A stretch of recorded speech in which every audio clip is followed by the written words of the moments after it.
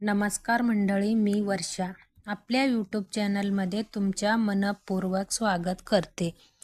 तर मंडळी, यंदा मार्गशीर्ष महिना हा महालक्ष्मीच्या व्रतासाठी नाही तर पूजापाठ करण्यासाठी, सेवा करण्यासाठी व व्रत वैकल्य करण्यासाठी आणि वेगवेगळे पारायण करण्यासाठी सुद्धा अतिशय महत्त्वाचा मानला जातो. मार्गशीर्ष महिन्यातला गुरुवारचा व्रत आपण माता लक्ष्मीच्या आपल्यावर, आपल्या कुटुंबावर कृपा राहावी यासाठी करत असतो. पण या बाकीच्या गोष्टी सुद्धा खूप महत्त्वाच्या आहेत आणि संपूर्ण मार्गशीर्ष महिना काही नियमाच्या जर तुम्ही पालन केलं तर माता लक्ष्मीच्या तर आपल्यावर कृपा होतो. पण आपण जर 4 गुरुवार महालक्ष्मीचे व्रत करणार आहोत तो सुद्धा आपल्या संपूर्ण होतो. मार्गशीर्ष महिन्यातला महालक्ष्मी व्रत करत असताना जवळजवळ 99 महिलांकडनं उपवासाबाबत ही चूक होतो आणि यामुळं त्याच्या जे व्रत आहे ते एकही व्रत पूर्ण होत नाही. सगळी व्रत त्यांच्या मनाला आता समाधान की मी व्रत केलंय पण चुकलंय, पण स्वतःच्या चुकीमुळेच तुमच्या हे व्रत मोडला जातो आहे.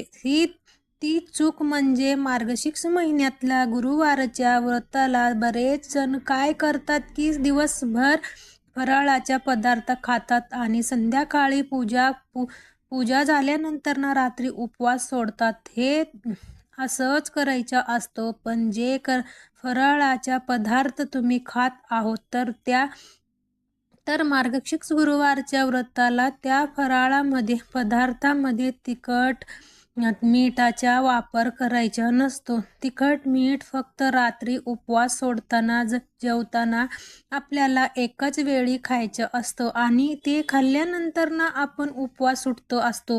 दिवसभर फराळाचे पदार्थ आपण खाऊ शकतो, पण ते गोड खायचं असतो. तुम्ही फळ खाऊ शकता, तुम्ही साबुदाण्याचे खीर वगैरे खाऊ शकता, रताळे वगैरे खाऊ शकते, पण तिखट मीठ टाकून फराळाचा पदार्थ बनवून तुम्ही खाऊ शकत नाही. खरी पद्धत ही अशी आहे. पण बघा, तुम्हाला भागानुसार तुमच्या भागानुसार, तुमच्या शहरानुसार तुमच्याकडे हे व्रत करायची जी पद्धत असतो त्यानुसार तुम्ही करू शकता. आणि सर्वात तुमची घरामध्ये, तुमची कुटुंबामध्ये पिढ्यानपिढ्या कशा पद्धतीने हे व्रत केलं जातं, कशा प्रकारचे हे उपवास तुमच्या घरामध्ये पिढ्यानपिढ्या केलं जातं, ती पद्धत तुमच्या घरातली मोठ्या मंडळीकडून जाणून घ्या आणि त्याच्यानुसार तुम्ही हे व्रत करण्याचा प्रयत्न करा. कारण आपल्याला घरामध्ये ज्या रूढी परंपरा असतात त्या आपण जाणून घेणं, ते पाळणं आणि त्यापुढे चालू ठेवणं, त्यानुसार सगळे सणवार व्रत वैकल्य साजरे करणे हा आपल्या प्रथम कर्तव्य असतो. त्यामुळे यांनी असं सांगितलं, ही व्हिडिओमध्ये असं ऐकलं, हे गुगलवर तसं ऐकलं वाचलं, ह्या गोष्टीमध्ये पडण्यापेक्षा या सर्व गोष्टी ऐकून घ्यायच्या. कन्फ्युजन होण्यापेक्षा आपल्या घराण्याच्या ज्या रूढी परंपरा आहेत त्या अनुसार सगळ्या गोष्टी करायच्या. आणि हे सगळी जी माहिती हे आहे जे तुम्ही ऐकतंय वाचतंय, ती एक नॉलेज म्हणून फक्त आपण ग्रहण करायची. आणि या गोष्टीसाठी पण बरेच जण स्वतःच्या मनाला जणाला असं घेतात, मी असं वाटतं की मी काहीतरी चूक केले आहे का, ते म्हणजे की समोरच्या एखादा व्हिडिओमध्ये त्यांनी असं पद्धतीने पूजा केले तसे सांगितलं, पण मी वेगळ्या पद्धतीने पूजा केलं, मग त्यांची बरोबर आणि माझी चूक आहे असं अजिबात नाही. कारण प्रत्येकांच्या भक्ती करण्याच्या पद्धत वेगवेगळ्या असू शकतात. प्रत्येकांच्या पूजापाठ करण्याच्या पद्धत वेगवेगळ्या असू शकतात. ते ज्या पद्धतीने दाखवतात, ते ज्या पद्धतीने सांगतात तशी त्यांच्याकडे पद्धत आहे.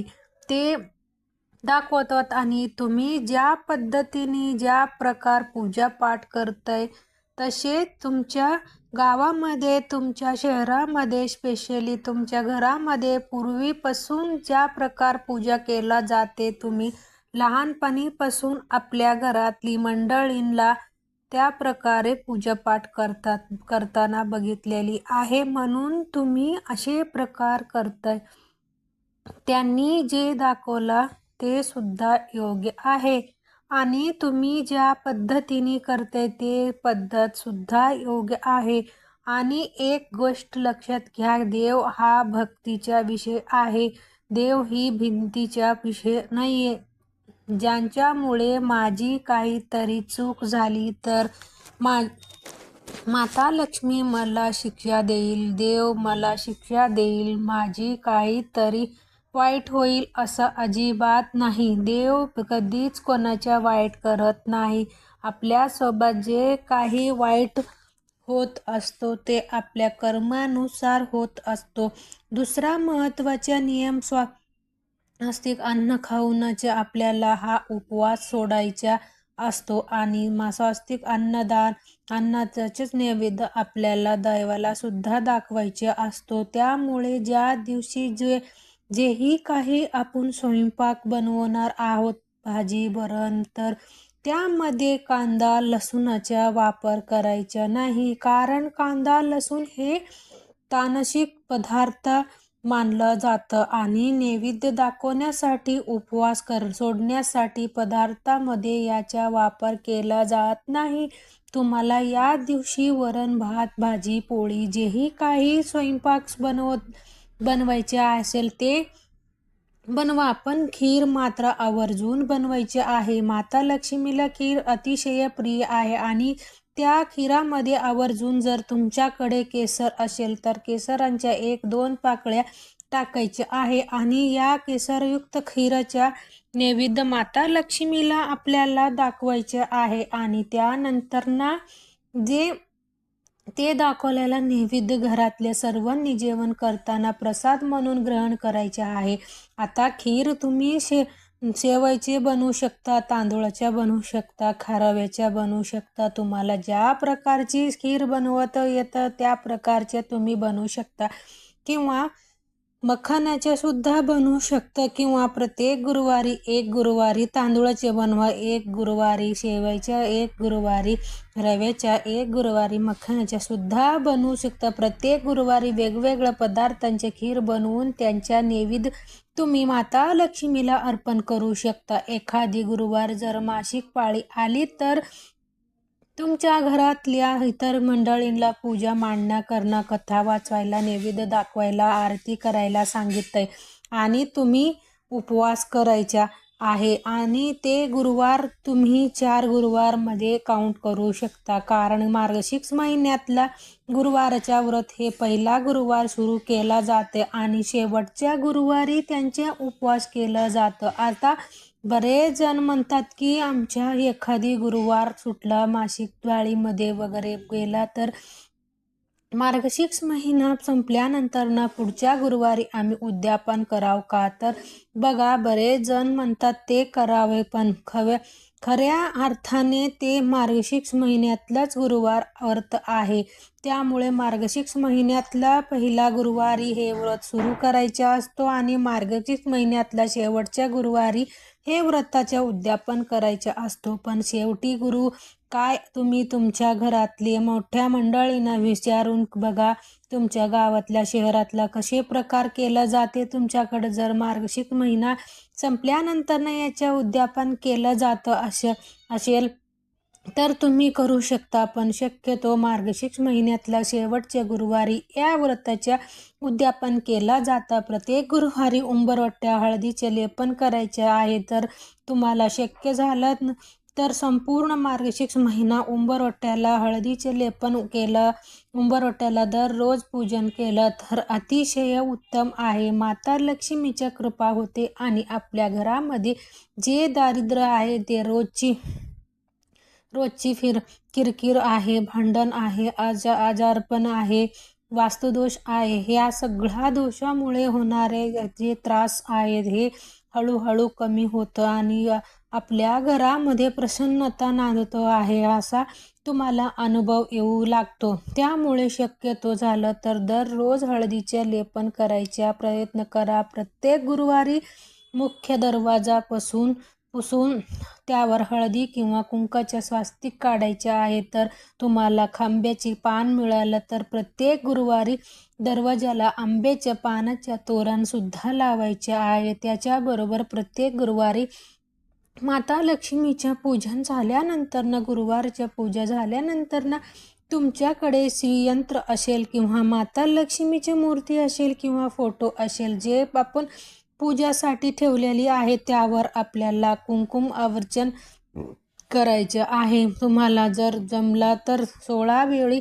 श्री सुक्तम म्हणून तुम्ही कुंकुमार्चन करू शकता. पण हे शक्य नसेल तर 108 वेळी माता लक्ष्मी ज्यांनी कोणतेही मंत्र तुम्हाला येत असेल तुम्ही म्हणू शकता. कुंकुमार्चन करायचा प्रयत्न करा. मार्गशीर्ष महिन्यातल्या माता लक्ष्मी सोबतच भगवान विष्णूच्या सुद्धा सेवा केला जाते. आपण प्रत्येक जण माता लक्ष्मीच्या मागे धावतोय, पैशाच्या मागे धावतोय, पण पैसा काही केल्या आपल्याकडे टिकत नाही. कारण का माता लक्ष्मी चंचल आहे. मग ते माता लक्ष्मी आपल्या घरामध्ये आपल्याला स्थिर ठेवण्याच्या असेल तर भगवान विष्णूची सेवा करणं खूप महत्त्वाचे आहे. कारण अशी एकच जागा आहे तिथे माता लक्ष्मी स्थिर राहते आणि त्या जागावरून कधीही दुसऱ्याकडे जाता नाही. तर जागा म्हणजे तिथे भगवान विष्णूचे पूजन केलं जाते, त्याच्या पूजा केलं जाते. तिथे ते भगवान विष्णूचे वास असतो. ज्या घरामध्ये वास्तूमध्ये ते वास्तू सोडून ते घर सोडून माता लक्ष्मी कधीही जात नाही. त्यामुळे संपूर्ण मार्गशीर्ष महिना दररोज संध्याकाळी दिवा लावण्याच्या वेळात देवासमोर दिवा लावण्याच्या तुळशीसमोर एक तुपाच्या दिवा लावायचा आणि विष्णू सहस्त्रनाम म्हणायच्या असता. तुम्हाला विष्णू सहस्त्रनाम म्हणता येत नसेल तर दररोज तुम्ही विष्णू सहस्त्रनाम ऐकू शकता. आणि हेही शक्य नसेल तर संपूर्ण मार्गशीर्ष महिना तुम्ही व्यंकटेश स्तोत्र रोज 21 वेळा म्हणू शकता किंवा तुम्ही ऐकलं तरी सुद्धा चालेल. संस्कृत म्हणू शकता, मराठी म्हणू, दोन्ही तेवढंच प्रभावी आहे. फक्त फरक एवढंच आहे, मराठी व्यंकटेश स्तोत्र 108 ओळीचे आहे आणि संस्कृत व्यंकटेश स्तोत्र फक्त 15 ओळीचे आहे. त्यामुळे जर तुम्हाला शक्य झालं तर संस्कृत व्यंकटेश स्तोत्र रोज 21 वेळा संपूर्ण मार्गशीर्ष महिना म्हणायचा प्रयत्न करा. त्याच्याबरोबर मार्गशीर्ष महिन्यामध्ये तुम्ही 3 रात्रीच्या व्यंकटेश स्तोत्राच्या सेवा केला सुद्धा करू शकता. 3 रात्रीच्या व्यंकटेश स्तोत्राच्या सेवा करा. कशी करावे हा व्हिडिओ मी आपल्या चॅनलवर अपलोड केलेली आहे, तुम्ही बघू शकता. अतिशय साधी सोपी पद्धत त्यामध्ये तुम्हाला सांगितलेली आहे. त्यानुसार तुम्ही मार्गशीर्ष महिन्यामध्ये नक्की करू शकता. याविषयी संकल्पयुक्त 1, 3, 5, 7, 11, 21 सत्यनारायण सुद्धा तुम्ही मार्गशीर्ष महिन्यामध्ये करू शकता. प्रत्येक क्षणापणे मी तुम्हाला सत्यनारायण करून दाखवलेली आहे. सत्यनारायणाची पूजा मांडणी करून दाखवलेली आहे. संपूर्ण माहिती मी व्हिडिओमध्ये दिलेली आहे. ते व्हिडिओ तुम्ही बघू शकता आणि त्यानुसार मार्गशीर्ष महिन्यामध्ये तुम्हाला जेवढं सत्यनारायण करायचं असतील तेवढं तुम्ही संकल्पयुक्त करू शकता.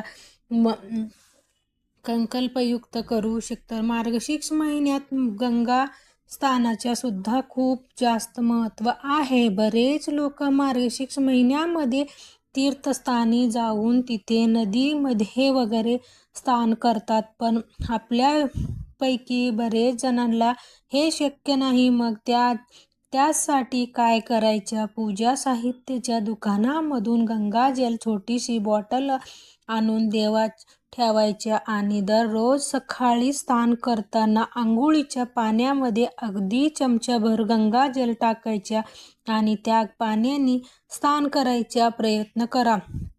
त्याच्याबरोबर या मार्गशीर्ष महिन्यामध्ये मार्गशीर्ष पौर्णिमेला किंवा तुमच्या कुलदेवताच्या जे कोणतेही वार असेल त्या दिवशी कुलदेवीच्या ओटी आवर्जून भरायचे आहे. मार्गशीर्ष महिन्यात कुलदेवीच्या ओटी भरण्याच्या खूप जास्त महत्त्व आहे आणि काही कारणाने काही अडचणीमुळे तुम्हाला नवरात्रीमध्ये श्रावण महिन्यात कुलदेवीच्या ओटी भरणं झालं नसेल तर मार्गशीर्ष महिन्यात आवर्जून तुम्ही कुलदेवीच्या ओटी भरू शकता. त्यांच्याबरोबर मार्गशीर्ष महिन्यामध्ये तुम्ही 1, 3, 5, 6, 7, 11, 21 असे दुर्गा सप्तशतीचा पाठ सुद्धा करू शकता. ह्या प्रश्नात सुद्धा बरेच जणांच्या पडतो की आम्हाला महालक्ष्मीच्या व्रत असंच मग गुरुवारी कसे नाही धुतले तर केस नाही धुतले तर कसे चालेल? फरशी पुसलं नसेल तर कसे चालेल? पूजा मांडणी करायचा असतो, मग उपवास असतो, कसे न धुत उपवास कसे करायचा? तर बरेच गुरुवारी जर आपण केस धुतलं वारंवार गुरुवारी जर आपण फरशी वगैरे पुसली डीप केलं तर असे म्हटलं जातं की दुर्भाग्य दरिद्र आपल्या घरामध्ये येतं. आणि आपल्या हे व्रत कशासाठी करतंय की माता लक्ष्मीची आपल्यावर कृपा राहावी आणि धनधान्य आपल्या घर भरभरून राहावे. आणि एकाकडे तुम्ही माता लक्ष्मीच्या कृपा हवे म्हणून व्रत करायचे आणि दुसऱ्याकडे झाडून काढायच्या डोक्यावरून स्नान करताना, तर हे परिपूर्ण चुकीच्या आहे. मग तुम्ही काय करू शकता की आदल्या दिवशी डोक्यावरून स्नान करायच्या, म्हणजे बुधवारी डोक्यावरनं स्नान करायच्या. बुधवारी फरशी वगैरे सगळी पुसून घ्यायची आणि गुरुवारी काय करायच्या? जिथे पूजा मांडणी करायची आहे फक्त ती जागा पुसून घ्यायची आणि त्या जागेवर पूजा मांडणी आपल्याला करायची आहे. महालक्ष्मी व्रताच्या पूजा शक्यतो संध्याकाळी प्रदोष काळामध्ये केलं जातं, पण बरेच जण मध्यमून सकाळी ही पूजा करतात, कारण दिवसभर आपल्या घरात ही पूजा राहतो, घरातले वातावरण प्रसन्न राहतो. म्हणून तुम्हाला जर असं वाटत असेल तर तुम्ही सकाळी केलं तर सुद्धा चालेल. आता जर सकाळी तुम्ही पूजा करणार असेल तर तुम्ही पूजा करून साखराच्या किंवा एखादी फराळाच्या नैवेद्य दाखवू शकता. तुम्हाला जर शक्य झालं तर सकाळी कथा वाचून सकाळीच आरती सुद्धा तुम्ही करू शकता. मग संध्याकाळी काय करायचं? परत दिवा लावायच्या, धूप ओवाळायच्या. जे काही स्वयंपाक तुम्ही बनवलेले असेल तर त्याच्या नैवेद्य दाखवायच्या, आरती करायच्या. कथा सकाळी वाचलेली असेल तर संध्याकाळी वाचायची गरज नाही, पण सकाळी तुम्ही कथा वाचलेली नसेल तर संध्याकाळी कथा सुद्धा वाचायची. आणि रात्री मग आपल्याला उपवास सोडायचे आहे. पहिला गुरुवारी वापरलेली नारळाची आपल्याला 4ही गुरुवार कळसावर वापरायच्या आहे. समजा ज्या नारळाच्या तडा गेलं त्या नारळामधलं पाणी आटलं तर ते नारळ विसर्जन प्रवाहित करायचे आणि दुसरी नारळ घेऊन ते कळसावर ठेवायचे आहे. पण तडा गेलेली किंवा पाणी दाटवटलेली नसलेली नारळ पूजेला कधीही वापरायच्या नसतं. गर्भवती महिला किंवा ज्यांची डिलिव्हरी झालेली आहे त्यांनी डॉक्टरांनी सांगितलं आहे की उपवास वगैरे काही करू नका. तर काही हरकत नाही, 1 वर्ष तुम्ही गॅप पडू द्या. उपवास करू नका, पूजा वगैरे काही करू नका. पुढच्या वर्षी परत तुम्ही हे व्रत करू शकता. 1 वर्ष नाही केलं म्हणजे कायमच हे व्रत बंद होत नसतो. आपण करू शकत नाही असं काहीही नाही. 1 वर्ष गॅप राहू द्या. तुम्ही पुढच्या स्वतःची वर्षी काळजी घ्या, नेहमीप्रमाणे बाळाची तुम्ही करू काळजी घ्या शकता. या आणि वर्षी पुढच्या गॅप राहू द्या, वर्षी याचे काय नेहमीप्रमाणे तुम्ही हरकत नाही. आमच्या भागामध्ये, तुमच्या शहरामध्ये कशी पद्धत आहे त्यानुसार तुम्ही करू शकता. तुमच्या घरातल्या मोठ्या मंडळीने विचारा, मग तुम्ही कसं तसं चालू करू शकता. आणि तुम्ही मार्गशीर्ष महिन्यातला 4 गुरुवार तुम्ही काउंटसुद्धा करू शकणार. पूजा मांडणी काय करायचे आहे समजा.